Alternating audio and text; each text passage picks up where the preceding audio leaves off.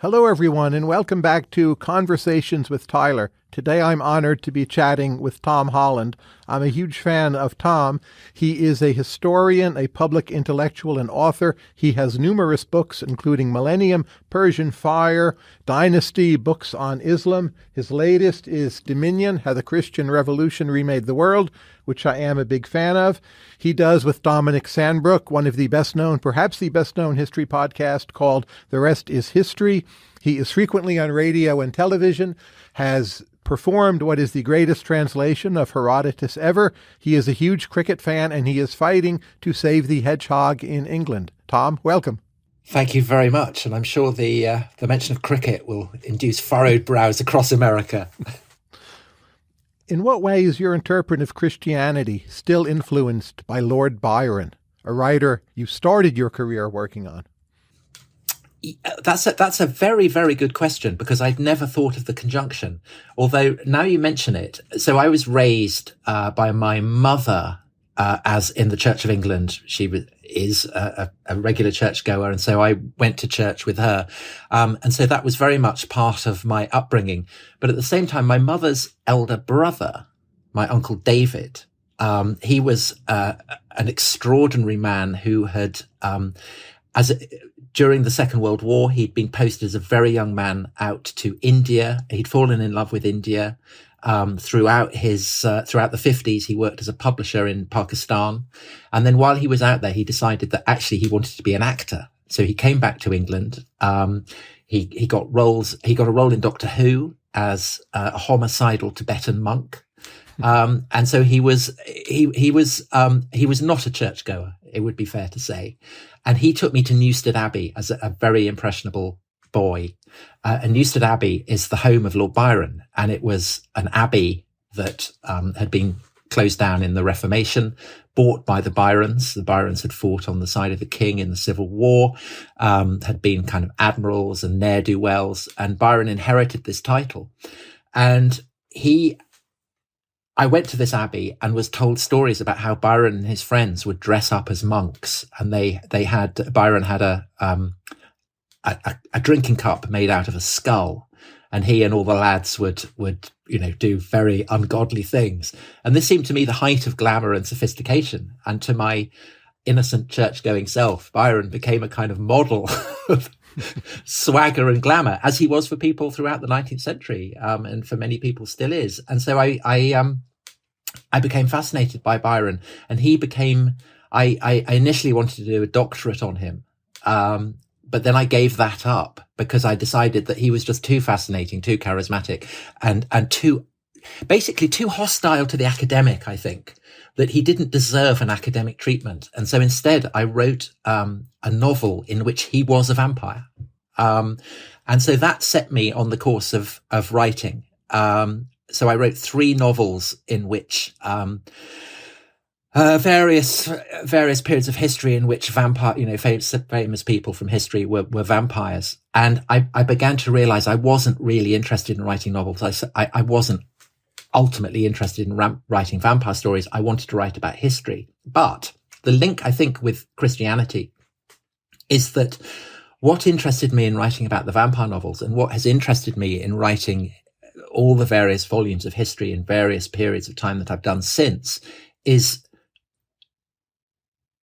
a fascination with how people in different ages understood things that to us today might seem far-fetched, implausible, impossible. So essentially how they relate to the dimension of the supernatural. And I think it's a real problem for anyone in the 21st century trying to understand the past, is that perhaps too academic approach to the study of what, say, people in Rome or early medieval Europe or whatever thought about the divine, is that it's a bit like studying a butterfly by sticking a pin through it. And too objective, too academic, too rationalist an approach can risk alienating you from the very perspectives that you're trying to understand. And I think that was something I realize now from the distance of time from when I was writing the vampire books. That's what I was kind of exploring in those books and have continued to explore, I think. And do you feel the power and influence of Catholicism more strongly because you're still a Byronite, still thinking about vampires? No, I don't think so. I found when I came to writing about Christianity and Dominion is a study of the entire sweep of Christianity. I mean, it's a kind of insanely ambitious book. That it was a kind of privilege for me to immerse myself in all these different periods and read the great Christian writers and thinkers and polemicists of different periods. And I found that I was fascinated in almost all of them. And there was very rarely a chapter that I wrote where I didn't think, I wish I could stay here and continue to read about it. And absolutely, writing about the medieval church, I did find it very, very powerful. But equally, getting to the Reformation, I felt the power of the Protestant reformers as well.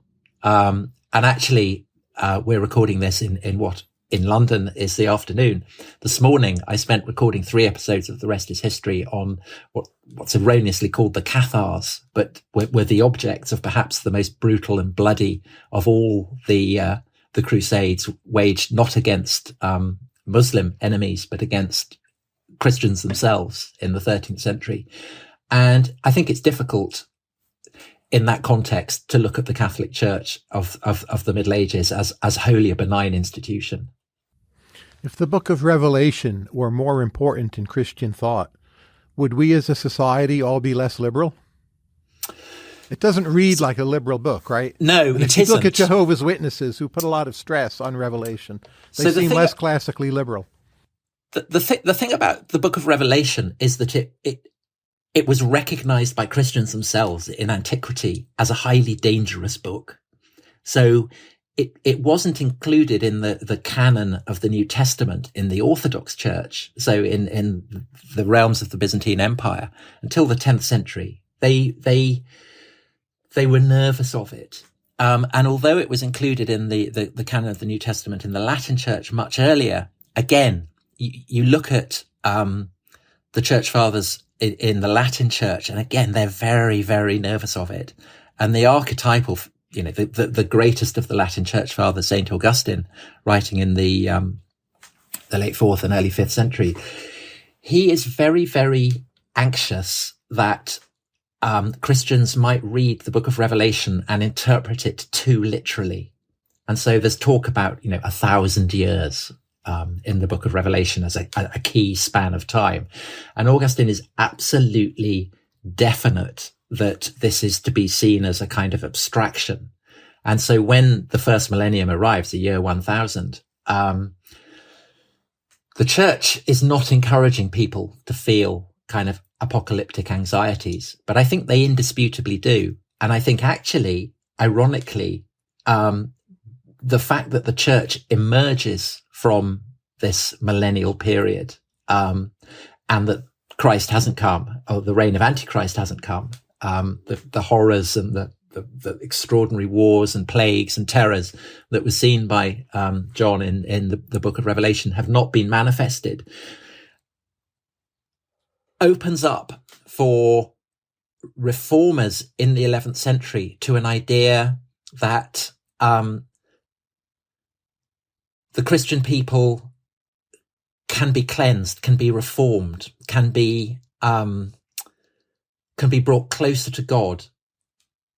And that precipitates what I think is the first great revolutionary moment in European and therefore Western history, what's called the Papal Revolution. And it's that revolution, I think, that stands at the fountainhead of the entire revolutionary tradition of which we in the 21st century are still heirs. And I think that, liberalism, all kinds of things would not have been possible without that revolutionary moment. And so perhaps to that extent, without the book of Revelation, maybe the Papal Revolution wouldn't have been launched and maybe we wouldn't be where we are today. Which gospel do you view as most foundational for Western liberalism and why? I think that is a treacherous question to ask because it implies that there would be a coherent line of descent from any one text that can be traced like that. I think that the line of descent that leads from the Gospels and from the New Testament and from the Bible, and indeed from the entire corpus of early Christian texts to modern liberalism, is too confused, too much of a swirl of influences for us to trace it back to a particular text. If I had to choose any one book from the Bible, it wouldn't be a gospel. It would probably be Paul's letter to the Galatians, because Paul's letter to the Galatians contains the famous verse that there is no Jew or Greek, there is no slave or free, there is no man or woman in Christ. And in a way, that text, even if you kind of bracket out and remove the in Christ from it, that idea that there should properly there should be no discrimination between people of different cultural and ethnic backgrounds, based on gender, based on class, remains pretty foundational for liberalism to this day. And I think that liberalism in so many ways is a kind of secularized rendering of that extraordinary verse. But I think it's almost impossible to avoid metaphor when thinking about what the relationship is to these biblical texts, these biblical verses, to the present day. And I variously compared Paul in particular in his letters and his writings to, rather unoriginally, to an acorn from which a mighty oak grows. But I think more appropriately, to a depth charge released beneath the vast fabric of classical civilization, and the ripples, the reverberations of it are faint to begin with, and then they become louder and louder and more disruptive. And those echoes from that depth charge continue to reverberate to this day. As you know, there's the Jacob Taubes view that Paul is more anti-Roman and in some ways more anti-statist than Jesus, revising Jesus politically. What is your take on that debate? How is Paul revising Jesus politically? Well, I think that Jesus is very radically anti-state, and by state I mean specifically the notion that both in Jerusalem and in Rome, power is interfused with those who claim a mandate to interpret the divine. So that this is clearly the case in the Jerusalem temple. The gospel writers, and we don't know the sayings of Jesus are mediated through the gospel writers, and the degree to which they correspond to what a historical Jesus might have said is obviously hugely contested.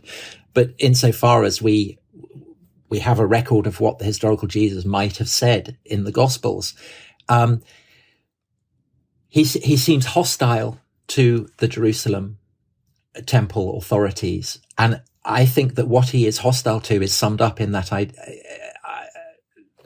the attempt to the attack on the money changers, and the idea that in some way what is God's can be implicated in the churn of the earthly. And I think he also feels that about Rome, that the Romans also, it's often cast today that the Jews are religious, and by Jesus going before Pontius Pilate is somehow being handed over to the secular authorities. But the Romans are no less secular than the Judean authorities. The Romans too are absolutely implicated in a sense that their power is interfused with an understanding of the divine. Pontius Pilate's main base is in the city of Caesarea, which is named after Caesar Augustus, and Augustus is a god.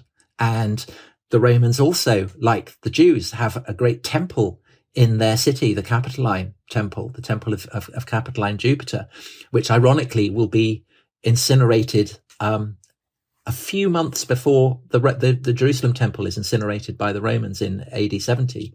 And I think that Jesus, in that kind of incredibly potent episode where people come up to him and they say, should we be paying taxes to the Romans?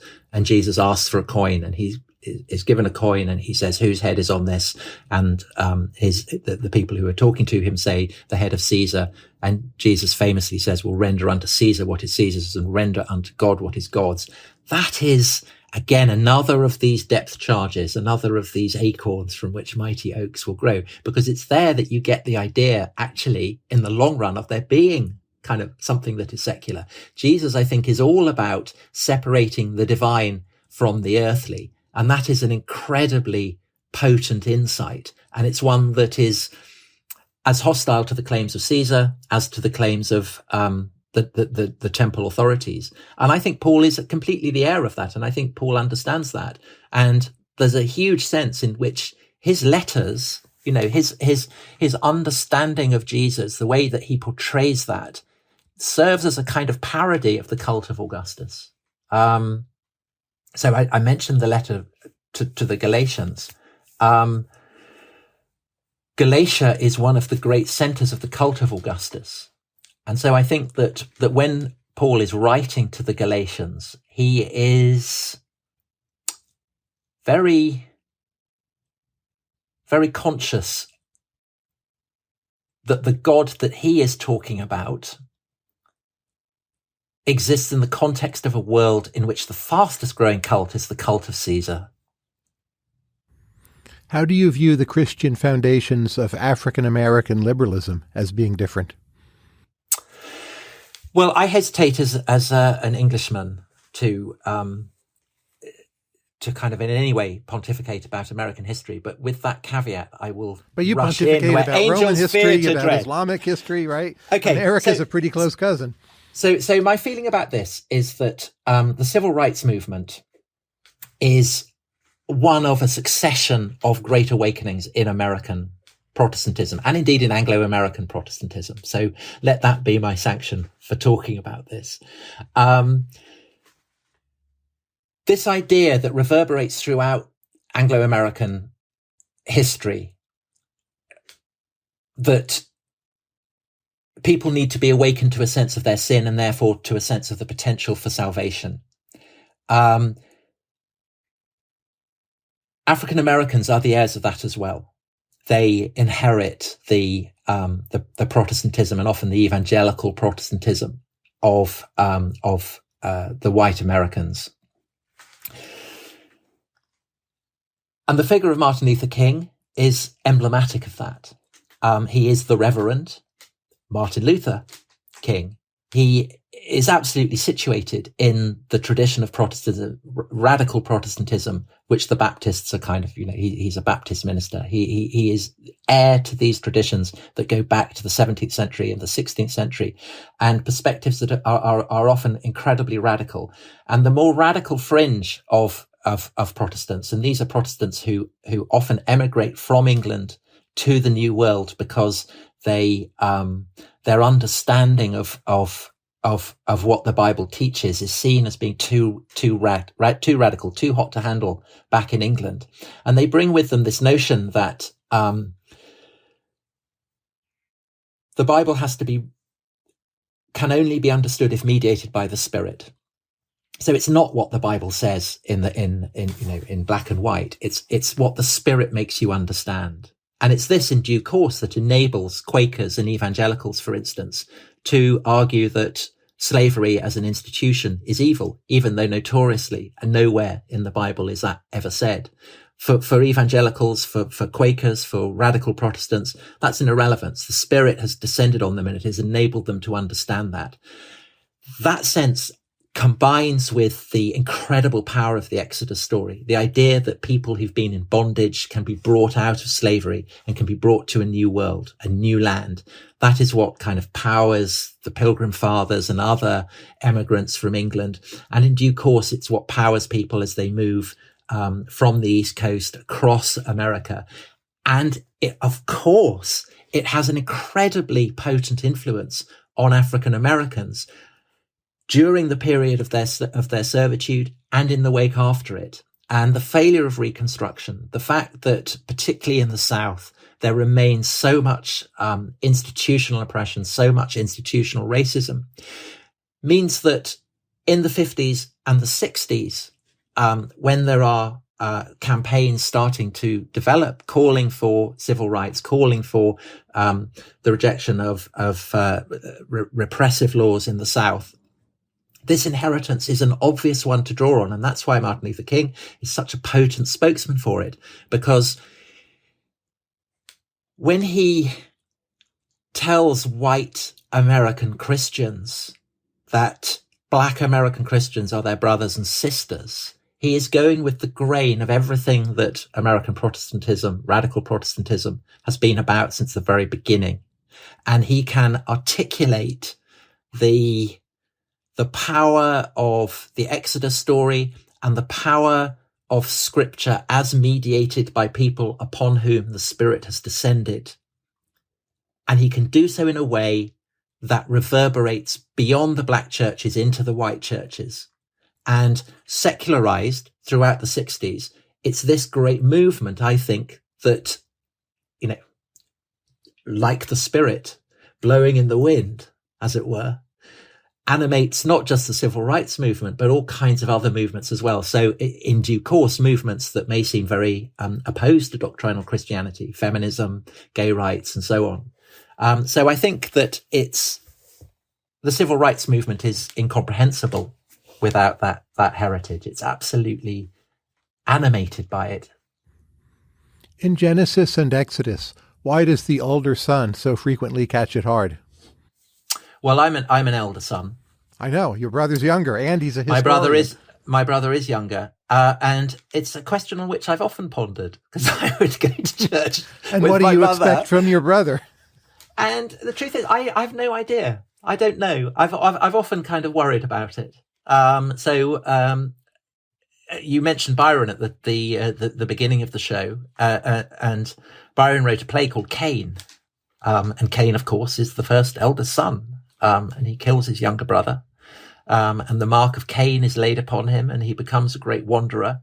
And in Byron's play, Cain becomes the representative of a free thinker, someone who dares to defy the tyrannical Almighty. And Satan, who appears to him, is very much in the tradition of Milton's Satan. As understood by the Romantic poets, Satan is someone who is saying that actually, knowledge is found by defying God. And because I think because I was the eldest son, that's another reason why I found Byron's poetry when I was, in my teens, so powerful and so effective. And it's part of what led me away from kind of Christian belief, really, a kind of feeling that all the cool kids were hanging out with Cain, and especially all the cool elder sons. In the book of Exodus, why do there seem to be two versions of the Ten Commandments, at 20 and then at 34? The first being more legalistic, the second being more ritualistic. Why are there two? How do they fit together? Well, I think this reflects the way in which what we call today the Bible is. It's an accretion of texts. There often seem to be two versions of stories stitched together. There are two versions of the creation of mankind, for instance. Very obviously, you have the Book of Kings and you have the Book of Chronicles. They're essentially telling the same stories and kind of duplicating each other. And I think that the construction of what comes to be called the Pentateuch, the first five, the Torah, the first five books of the Bible, because they're so foundational, because they're so kind of important, doctrinally to a sense of Jews and Christian sense of themselves, they were the most rewritten and the most contested. And the idea that you get in the Quran very obviously that this is literally the word of God. It's not being mediated by humans. With the Ten Commandments, you get that as well. This isn't being mediated by Isaiah or St. Matthew or whoever. But by Moses, right? The Israelites don't get to look on the face of God. Right. But Moses is bringing the tablets down, and those have been written by God. Well, Moses claims. Sure. Sure. I mean, if you want to go that reductive, then, Moses clearly, almost certainly didn't exist. I mean, he seems the most ahistorical figure. But the claim is, and it's clearly believed by the people who are writing these texts or constructing them or stitching them together to form what today we think of as those books. For them, this is something awesome and holy, as the Quran is for Muslims. It's something that you approach with extreme care, extreme a nervousness. To tamper with the word of God is to tamper with God. And you don't want to do that, because the Bible is full of examples of what happens to people who do that. In a way, it's the molten heart of what Christians call the Old Testament. It's literally the word of God. Are there religious reasons why America is more pro-technology than Europe? That's a very good question. I think there are generally religious reasons for almost everything in America. But I suspect that it's more to do with the fact that it is easy to bring home improvements into a house that's just been built than it is to do home improvements in a house that's 500 years old. European states, if you imagine them as kind of houses, they're very old. They have all kinds of dodgy wiring, bodge jobs. And everyone knows that the worst kind of DIY is when you yourself have bodged it over many, many years. It makes it much harder to do. It's much easier just to kind of rip everything out and put it back in again. And I think that is the kind of attitude that people in America tend to have. I mean, I don't know. I have no stats on this, but I would guess that it would be easier to import wholesale technology into a house on the outskirts of Houston than it would be in downtown Manhattan, or an English country home. Absolutely, but one of the one of the things that always strikes me when I go to New York is actually it's an old city. We in Europe, we're accustomed to thinking of America as modern and new, but New York is not a modern city. Boston, not modern cities. And I think that I remember going to Boston, I'd go for, I don't know, maybe over 10 years. And every time I'd go, there'd be this massive great hole in the middle of Boston. And they were kind of trying to develop a subway system. And every time I go, it got bigger. I called it the Never Big seemed Dig. to be doing the Big Dig. And a Big Dig, I would guess, is much easier to do in a kind, I don't know, Vegas or Houston than in Boston, because Boston is just a very old city in exactly the way that Manchester is in Britain, or Lyon or somewhere. I mean, they're not quite as old as Lyon, but it is always easier to develop technology, I think, in areas where you don't have stuff already there. And that's one of the reasons why over the course of the 19th century, the industrial lead moves from Britain to America and to Germany. There are doubtless all kinds of sociological reasons that I'm not qualified to opine about. But one of the reasons must be that Britain enters the Industrial Revolution first. And so its industrial infrastructure, by definition, is older than that comes to be developed by the Americans or say the Germans. Are you yourself ultimately a Gnostic? I'm not a Gnostic in any way. In any way, No. at all? No, I'm not a Gnostic in any way. What is your implicit theology today? So I remember going to San Francisco. She wasn't my wife then. She became my wife. She got a 1 year place at Stanford. And I was very, very upset about this, that she'd gone. And so I went out, and it was my first time to America. I went to San Francisco. I was so excited to go to San Francisco, because for me, it was the city of flower power and hippies and everything. And so I went to Haight-Ashbury and just kind of toured all the hippie bookshops and got a whole load of books on the Gnostics there and kind of read them up. And I was very into all that kind of stuff. But I now absolutely repudiate that. I think I don't think that the Gnostics were somehow were hippies, were in any way progressive. I think that they were kind of deep, dark pessimists. And what I like in Christianity actually is the message of hope that it offers, the message of salvation, and the message that that matter is not evil, that our human bodies and the world around us are not creations of some malign demiurge, but are created by God and therefore are good. I find that a much more positive message than the kind of Gnosticism that I found so appealing when I was 21, and very much in the throes of love, which may have confused and blurred my thought patterns. What did you learn about modernity by translating Herodotus, which I believe was 1 page a day? No, it wasn't 1 page a day. So the books of Herodotus, there are 9 books, and each book is divided up into chapters, and this happened in antiquity. And so I would set myself the challenge of translating one of those kind of chunks every day, because otherwise I don't think I would ever have finished it.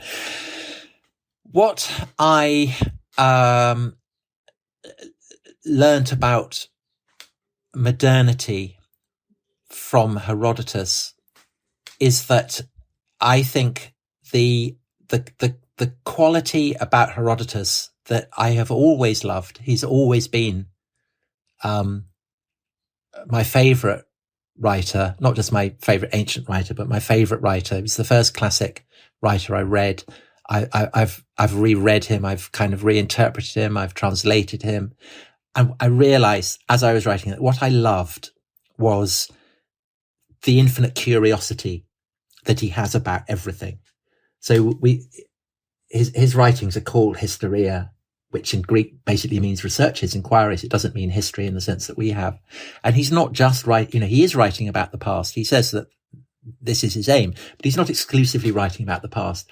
He's writing about wild animals. He's writing about rivers. He's writing about wonders in different lands. He's writing about how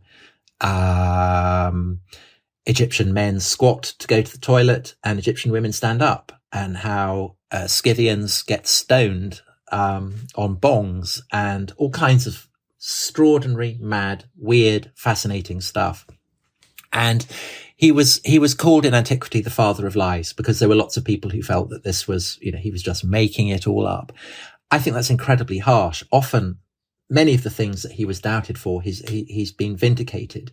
And I think that it brings what I found. I was translating Herodotus, and I was able to use the internet as I was doing it. If there was kind of subjects, a name or something, I wouldn't have to go to a book to look it up. I could look it up online. And I realized it brought home to me how arrogant it is for us to sit in judgment on him when he was the first person to be doing this. He was the first person to be pursuing the infinite curiosity he felt about the vast expanse of everything to its absolute limits. And so, of course, he got things wrong. We would. He didn't have the internet. He didn't have an example of Herodotus. Herodotus didn't exist. There was no Herodotus before Herodotus. He's doing it for the first time. But I think that the sense of curiosity that the modern world is all about, we have access to more knowledge than is beyond the wildest dreams of previous generations, and we can follow it wherever we want. And Herodotus, for me, stands at the head of that tradition, the head of that fascination with the vastness, the infinitude of the world and the universe that we inhabit. And I look at modernity, and Herodotus sharpens for me a sense of how extraordinary and wonderful it is that we can know everything that we do, and that we have access to all the sources of information that we have. And it's a wonderful, wonderful thing, an incredible privilege of being alive in 2023. Are we likely to learn much more about the Persian Empire? And if so, how will that happen? Would it be archaeology? Some other technique? Yeah, recovering lost scrolls? So we know a lot about Greece because Herodotus was Greek, and he writes about the Persian Wars. And so inevitably we see the world through Greek eyes because Herodotus was Greek. However, one of the wonderful things about Herodotus, one of the many wonderful things, is that he does try to see the world through Persian eyes. And so he tells a remarkable story that I just think is astonishing. So he imagines Darius the Great, who's the Persian king who sends the expedition to Marathon that gets defeated at Marathon. So a great enemy of the Athenians. And Herodotus imagines himself in Darius's high-heeled shoes, the high-heeled boots that the Persian kings are said to have worn. And Darius summons Greeks and an Indian tribe. And these are the two people who exist on the western and eastern margins of his empire, respectively. And he says to the Greeks, what would it take me to do? What would I have to pay you to persuade you to eat your parents once they've died? And the Greeks, who burn their parents when they've died, throw their hands up in horror and say that nothing, we would never do that. And then Darius turns to the Indian tribe, and these are a people who eat their parents when they've died as a mark of their utmost respect. And Darius says to them, what would I have to do to persuade you to burn your parents when they're dead? And likewise, the Indian tribesmen throw their hands up in horror. And Herodotus says, this shows to me that custom is king. That everybody believes that their own customs are best. And he understands that. He gets that. And so when he's writing about the Persians, he is trying to do his best to kind of portray them as they see themselves and not just to kind of do them down. Now, of course, he does, it doesn't work. And the problem with the Persians is that we don't have a Persian Herodotus, nor do we have indeed a Persian Isaiah. The Jews also write about the Persians, and so our sense of the Persians has been mediated through the Bible and through the Greek historians hugely. What's happened over the past few decades, however, is that scholars have basically teamed up to try and go beyond that, to try and go beyond the kind of the fact that we lack Persian accounts, to try and see beyond what the Greeks and the Jews wrote. And this has required basically pooling every conceivable source of information that we have. So such Persian inscriptions as we do have, archaeology, the insights of areas of the Persian Empire that perhaps hadn't previously been tapped, be that Egypt or Babylonia or wherever, where there are sources, trying to put the Persian Empire as it functioned in the 6th, the 5th, the 4th centuries BC, into some kind of understanding that is true to the functioning of the empire in that period, rather than say, sources that were written much later. And this is a really, really difficult, challenging, complicated process. And it's been one of the great feats of the field of ancient history that all these scholars have, I think, achieved that. They have kind of, to a degree, performed an act of resurrectionism. They have brought us to an understanding of the Persian Empire that is better than anyone's had since the collapse of the empire itself. And so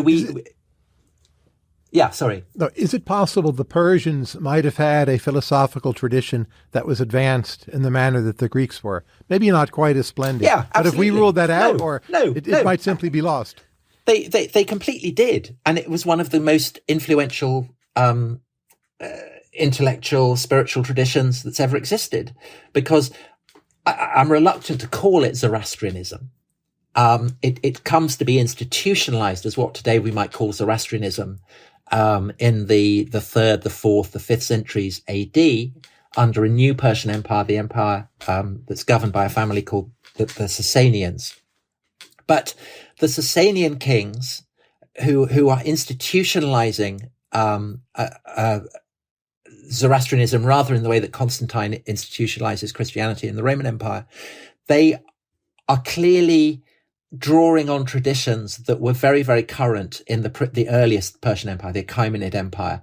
And these traditions are essentially dualist. It's the idea that the world can be moralized, that it can be understood as being divided between rival spheres of good and evil, of light and dark, of truth and the lie.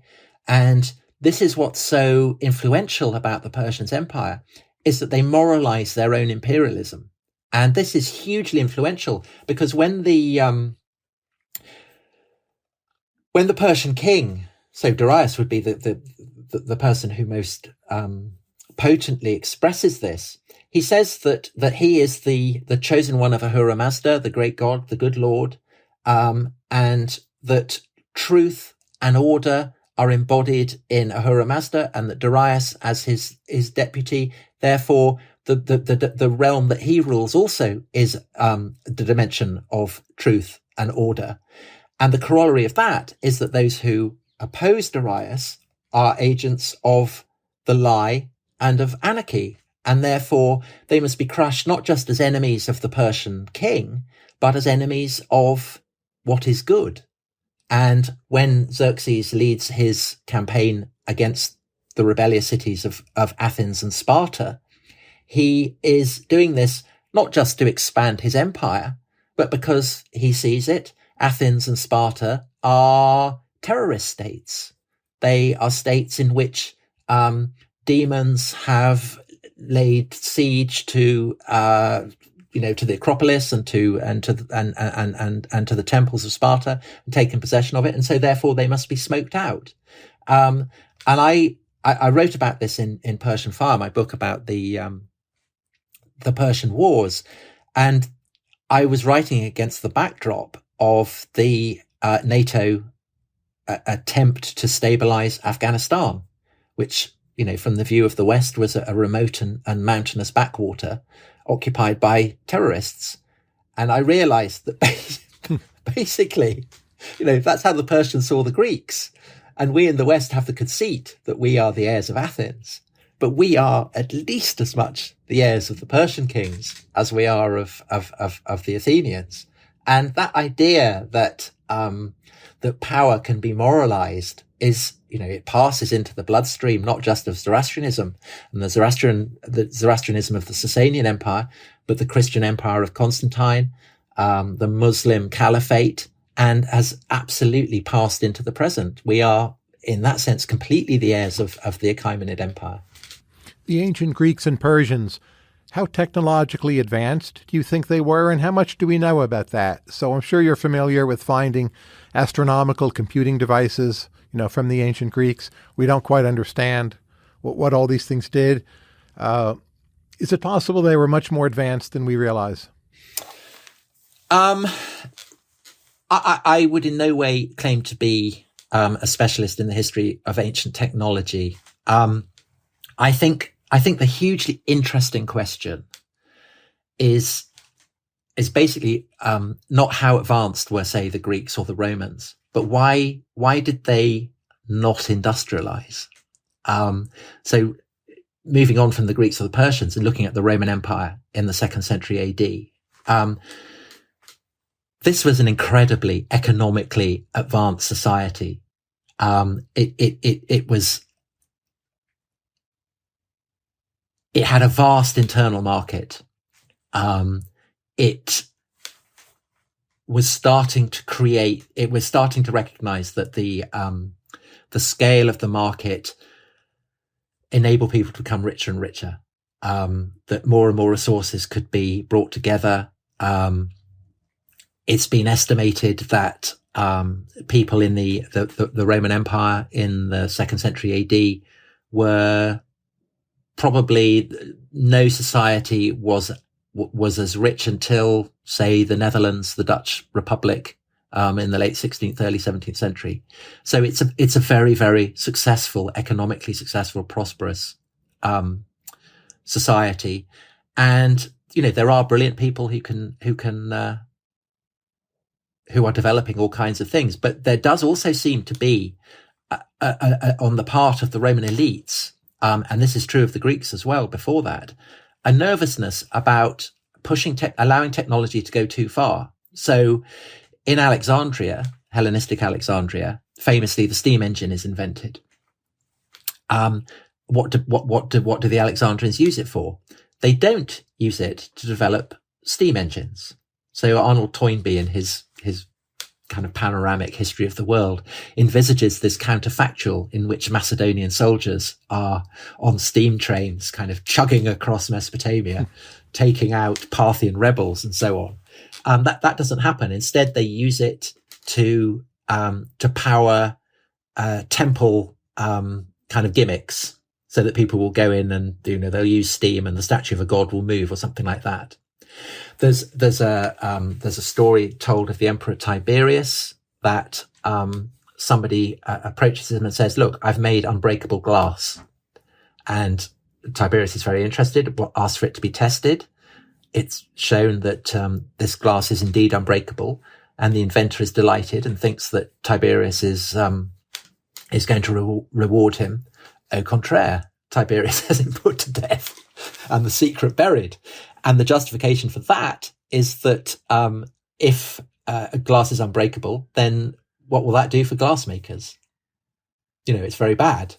There's another story that's told of the Emperor Vespasian, that somebody approaches him and says, when they're trying to rebuild the Capitoline Temple that's been destroyed in the Great Fire in AD 69 that I mentioned earlier, "Look, I've developed this brilliant crane. It's an excellent labor-saving device." And again, it is said Vespasian refuses to use it because it will put the common people of Rome out of work.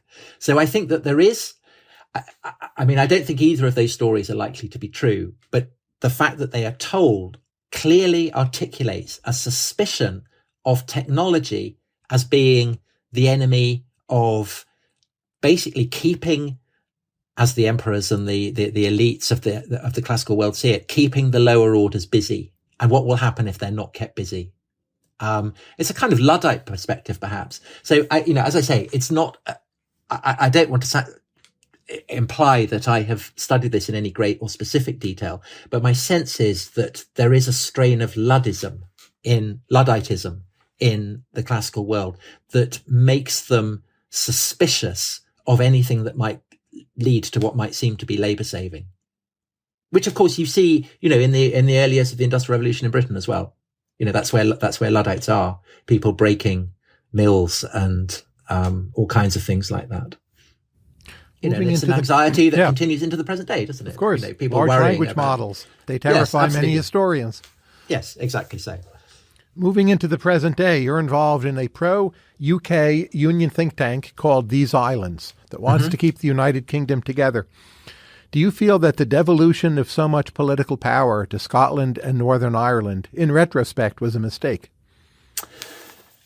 No, I'm all in favour of devolution. I think that Britain, before the Second World War, was a state in which power was devolved to Scotland, to Wales, to Northern Ireland, but also to the great cities of England as well, to Birmingham. So Joseph Chamberlain, the mayor of Birmingham, absolute kind of embodiment of a high achieving mayor who shaped and reconfigured the architecture and the industry of his city.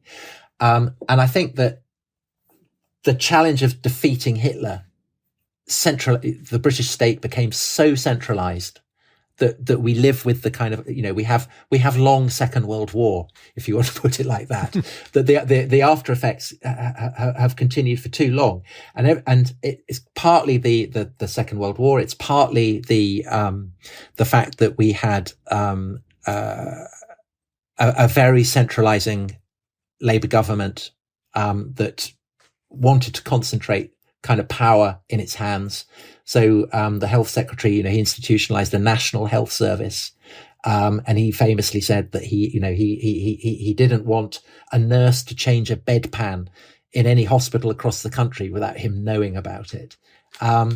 And I think that we live with the after effects of that. And so therefore, actually, I'm all in favor of devolution. I don't think that devolution is the enemy of the United Kingdom and the union of the constituent parts of the United Kingdom.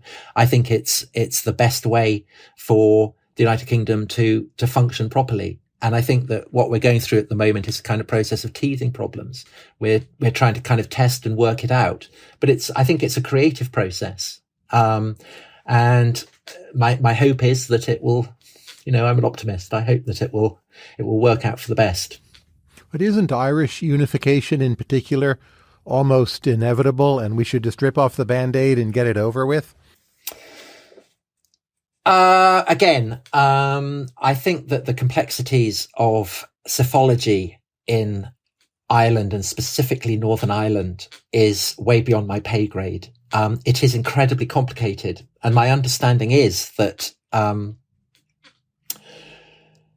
as sectarian identity, so the proportion of people in Northern Ireland who identify as either Catholic or Protestant fades, that doesn't automatically mean that it doesn't translate automatically into a desire necessarily to remain in the Union or to join a united Ireland, but that there is a solid core, nevertheless, that prefers remaining in the UK to joining Ireland.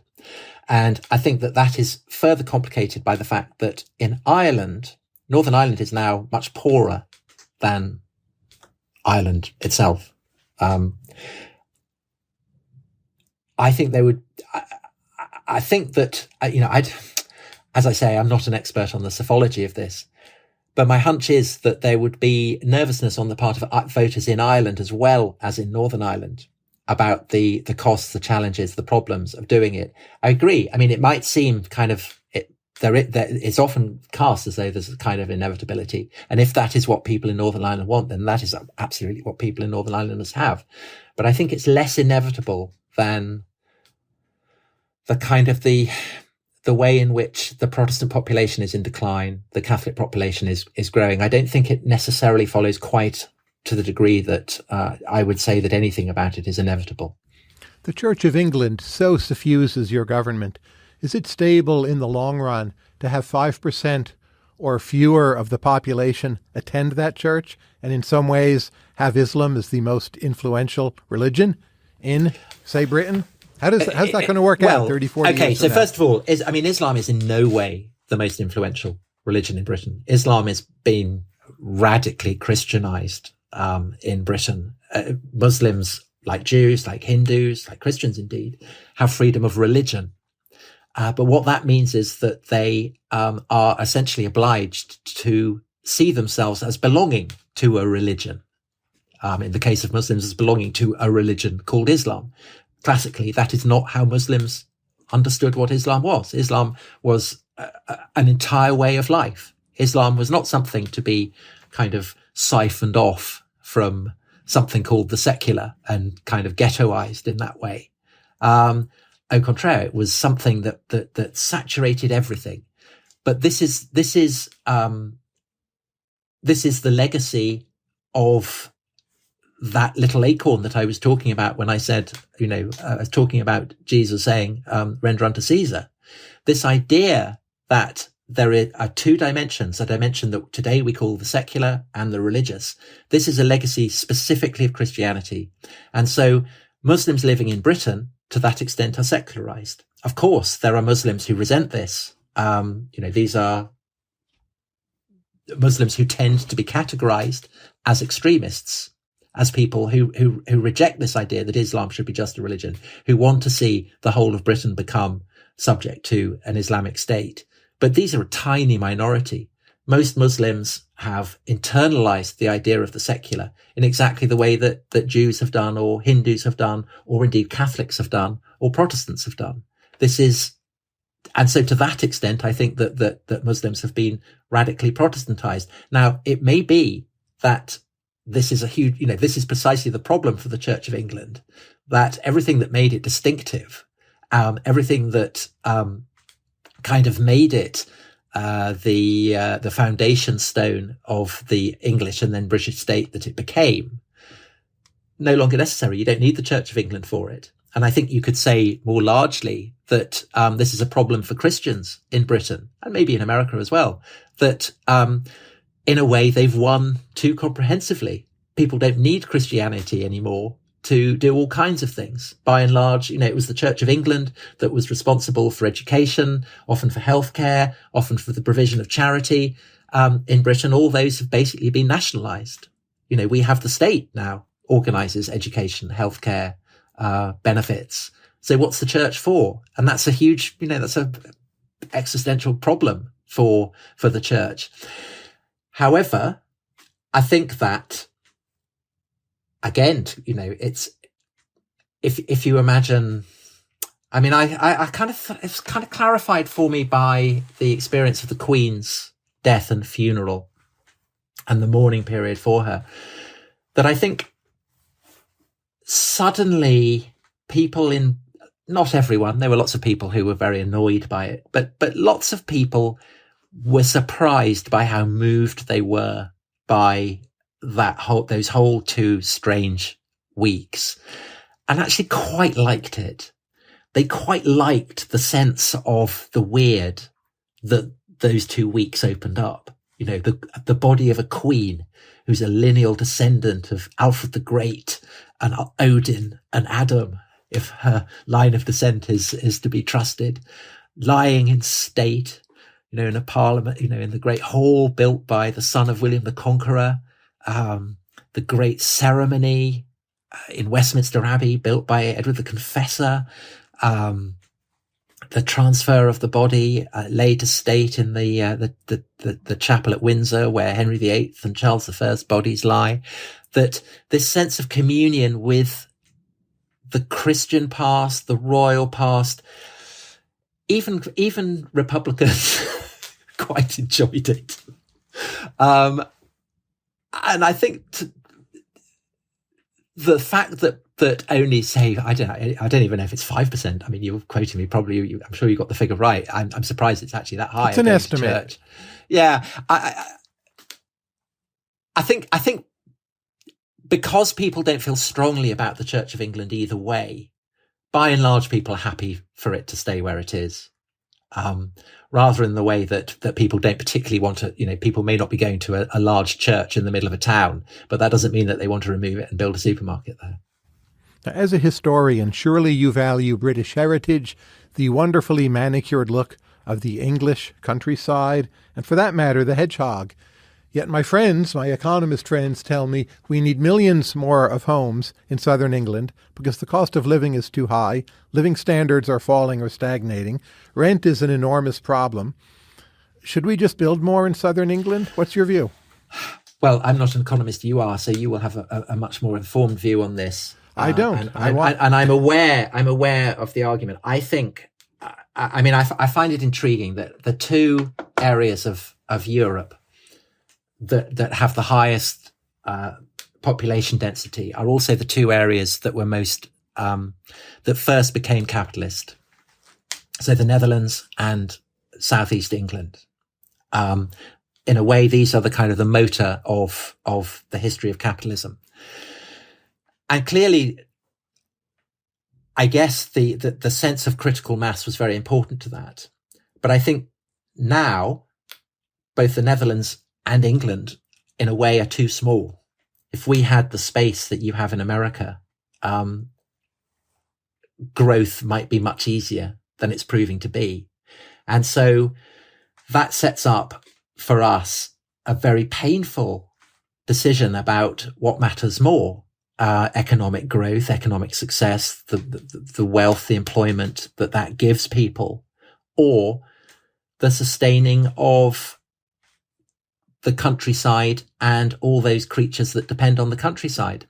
And my feeling is, and it's an entirely romantic one, that I would not want to, argue before a professor of economics, but I'm going to, is that for me, I feel that the humans who live on the island that I live on, we're not the only species that inhabit this island, that there are lots of animals and birds and insects and plants and trees that are bred of this island too, and that we have a kind of responsibility for them. And